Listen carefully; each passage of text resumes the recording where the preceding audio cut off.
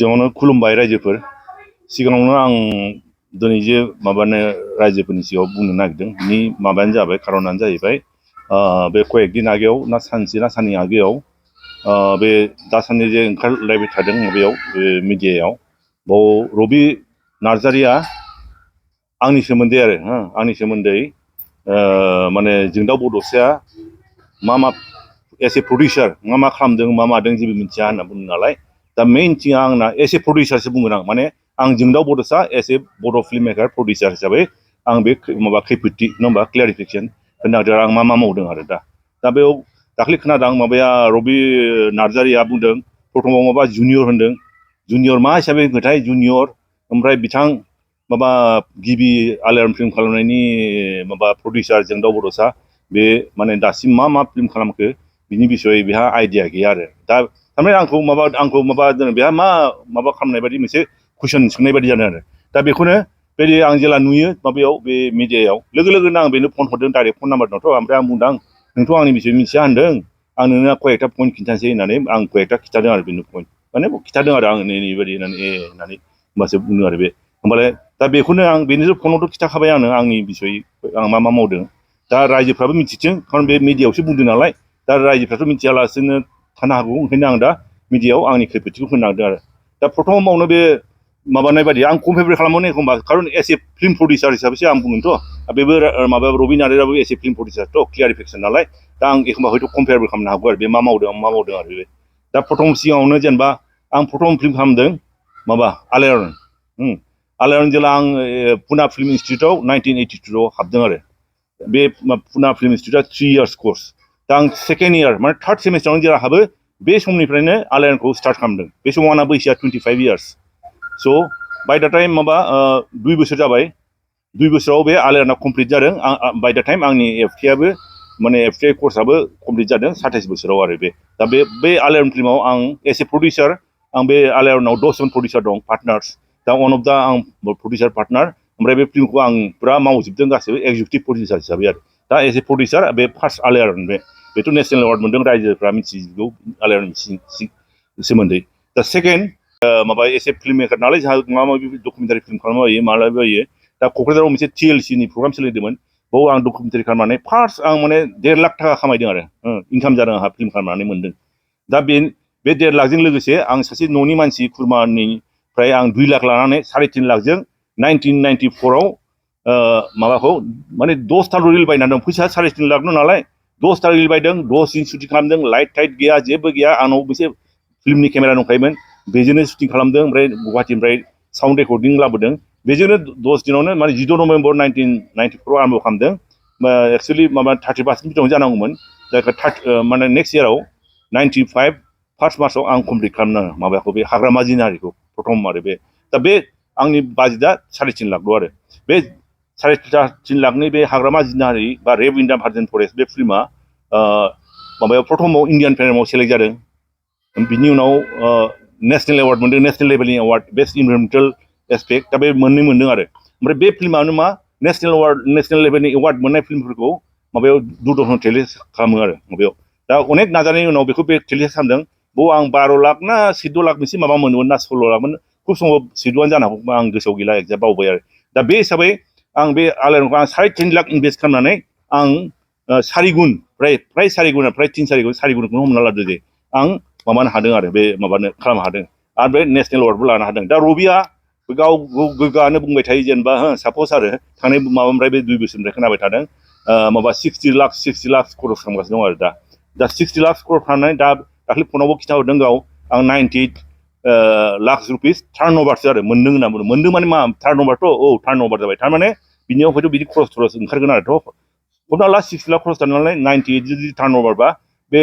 75 बा 80 बेबायदिसो मोनगोन आरो जेनेबा तथापियाव आरो जायखिया दा बे 6 लाख गारनानै माने 10 लाख बा 15 लाख बे प्रफिट आरो बे खिन्थु माबा नङा डाबलबो नङा आरो दा आंनि जुदि सापस कम्पेयार खालामोबा S A producer just compare खालामदों आरो बे आं 3.5 लाख फिल्म खालामनानैनो नेसनेल लेभेलनि एवार्ड मोननो हादों इण्डियान फर्माव सेलेक्ट जानो हादों आरो आं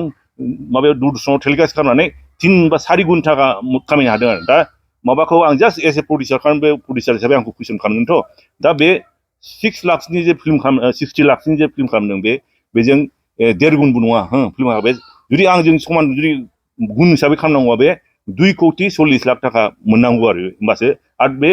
60 लाखजों आं 3.5 लाखजों जुदि नेशनेल अवार्ड इन्डियान फिल्माव सेलेक्ट जादोंबा 60 लाखजों बे 10थासो नेशनेल इन्टारनेशनेल एवार्ड लानो हानांगौमोन आरो बे खारन बे आंखौ कुइसन खालामदों प्रडिउसार हिसाबै आं बे हिसाबै बुङो आरो बे बाहायदों आं होननानै बुंबाय थायो आरो बे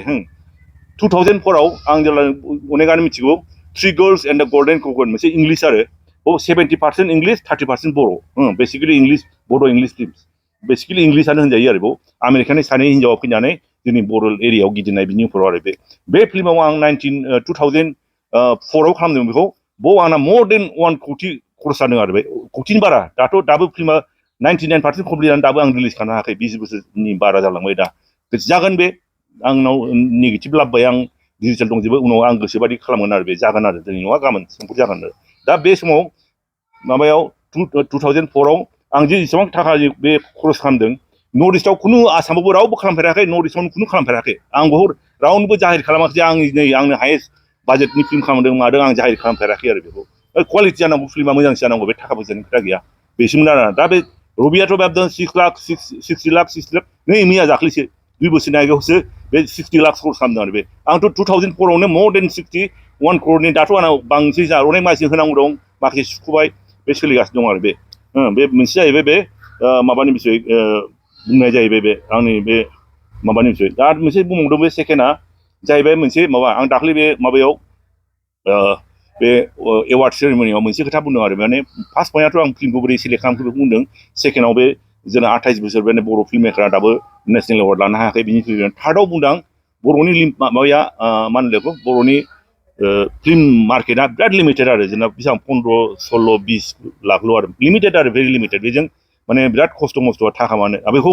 रबियाबो नार्जायाबो बुंदों जों माबायाव बेयाव बुंदों बे आं बुंनायाव बे आं मोनसे बेयाव बुंदोंमोन मा जोंना मार्केटआ लिमिटेड नालाय दा बेखौ जुदि जों एक्सपान्ड खालामबा को प्रडाक्सन खालामनांगौ आरो दा जोंना 15 लाखल' बे 16 लाखल' 20 लाखल' मार्केट बा जुदि को प्रडाक्सन मा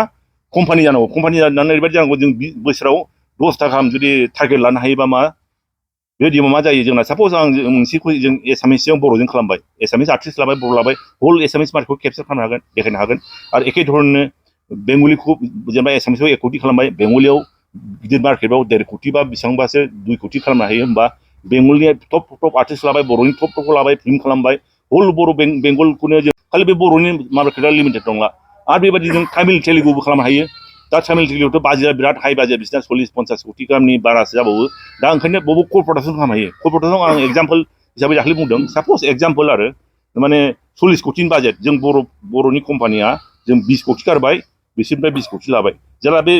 40 कोटीनि बाजेट जायो होमबा 50%आनो कास्टिंआव थांजोबो आरो दा जों सापज बे जोंहाथ' बिग बाजेटनि जेनेबा 40आथ' जथेस्थ' बिग बाजेट बा मिडियाम बाजेटनि बाव जेनेबा तामिलनि जों माबानि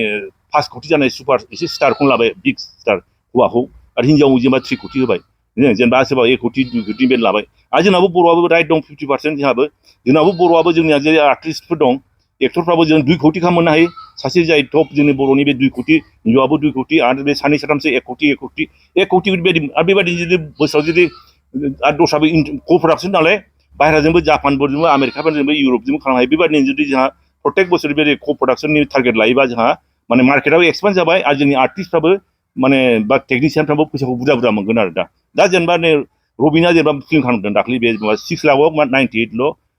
माबा खालायसिगोन थारमाने टटेल फैसाया बिना 75 हमना लादो जेनेबा 75 बा 80 खौनो हमना लादो जेनेबा होमबा जोंना बे सासे बै फिल्मखौ जुदि सापज खालामोमोनबा जेनेबा फिउचाराव जागोन नो डाउट जागोन बे जेनेबा सासे हिन्जावानो सासे आर्टिस्टआनो जोंना बे मोर देन माने रबिया दा थैसाम 2 खालामनानै जेसेबां थाखा कालेक्ट खालामदों बिनिफ्राय बांसिन बे डाइरेक्ट आरो माने डाइरेक्ट थाखा माने मोनो आरो अनेक बर' आर्टिस्टआनो माने बेबायदि पसिबिलिटि दं आं बेखौसो बुंदों आरो बेखौनो बिसोर आंखौ माने इथिकिं खालामनाय बायदिसो बुंदों जे नेशनेल लेभेल जों बर'खौनो मार एक्सपर्ट खालामनो हायाखै जों नेशनेलि साननायनि प्रयजन गैया अके नों साननो हायाबा बर'थ' ना बर'फ्रा इन्टारप्राइनार माने फैगासिनो दं जोलैया खालामगोन बिसोर नों जाय हाया बिसोर लकेल मार्केटखौनो एक्सप्लर खालामबाय था नोंस्रा बावनो थानो गोसो था दस्राव गोसो बा गावबागाव गोसो आरो बेफोर रावबो बुंनांगौ गैया दा बेबायदि आरो दा बेयाव बुंदों दा जेनेबा आं मा थांनाय बोसोराव आं माने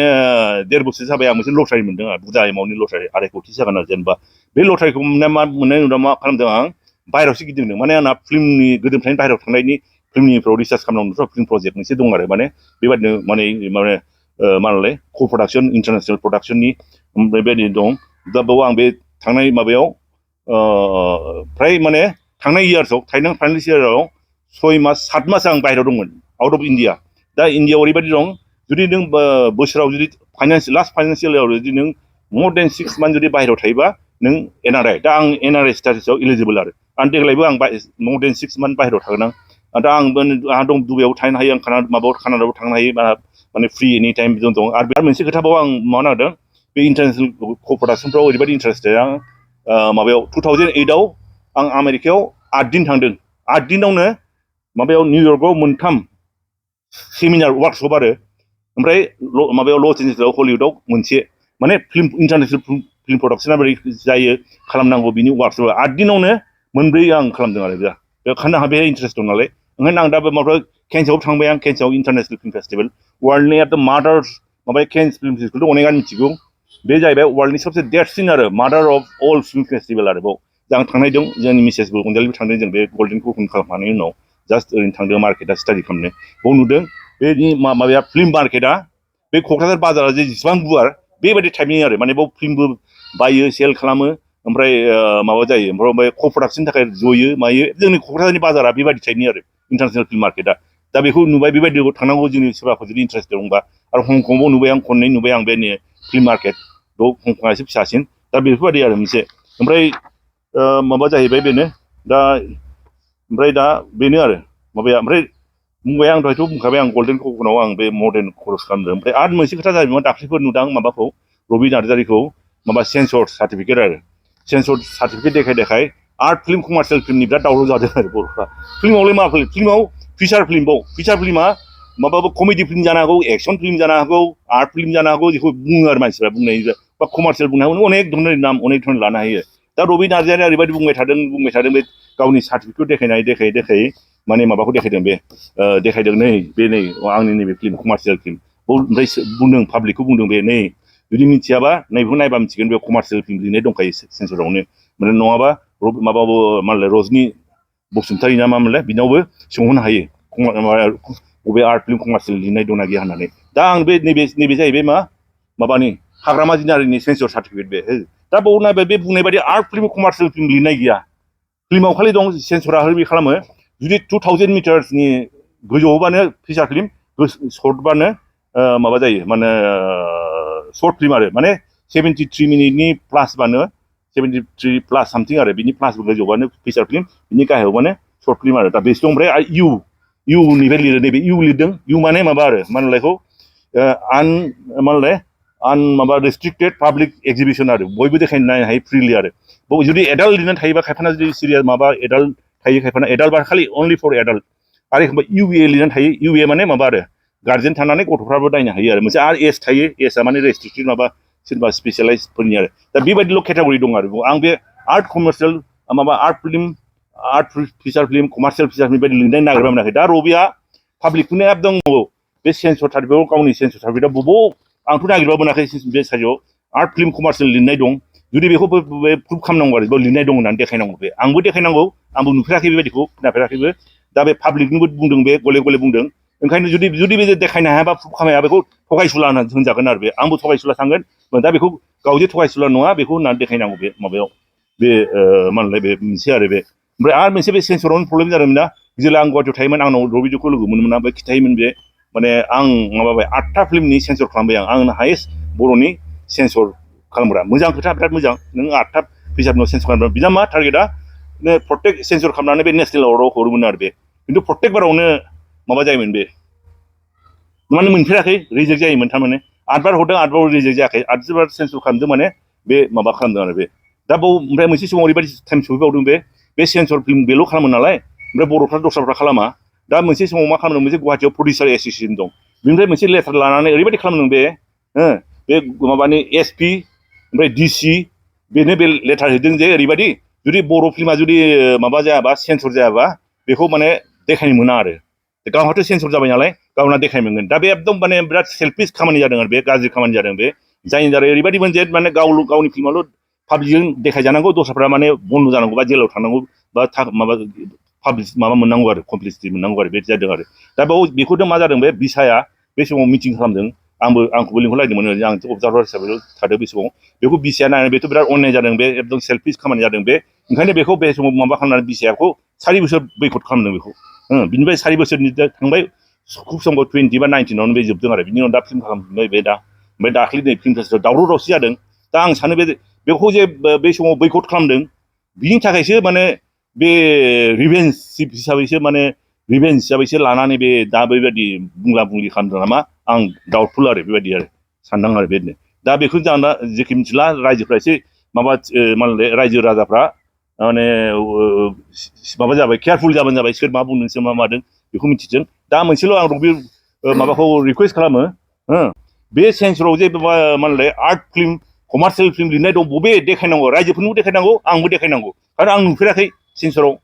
दा बेखौ बे नङा जुदि थगायसुला जागोन आरो जुदि बे गावनि माबाखौ जुदि प्रुभ खालामनो हायाबा जे नै सेन्सराव आर्ट फिल्म कमार्शियेल लिरनाय दं बेखौ जुदि देखायनो हायाबा थगायसुला पाब्लिकखौ एकदम मटिभेटेड खालामदों आनइन्टेनसनेलि दा बेनो आरो आं दा बे खारन बे माबाया आंखौ माने जुनियर माबा बिथां माबा आलियन फिल्म खालामग्रा होननानै फोरमाय जुनियरखौ मा हिसाबै बुंदों आंखौ इटिं खालाम बुंदों आंखौ माबानो खालामनो हिसाबै बुंदों नामा आं मिथिला बेखौ दा बे हिसाबै दा बिनि बे ओमफ्राय आंनि खामानिखौ मिथिया जाहैबाय एस ए प्रडिउसार आं खिथाजोब्बाय दा बास बेनोसै आरो गोजोन्थों रायजोफोर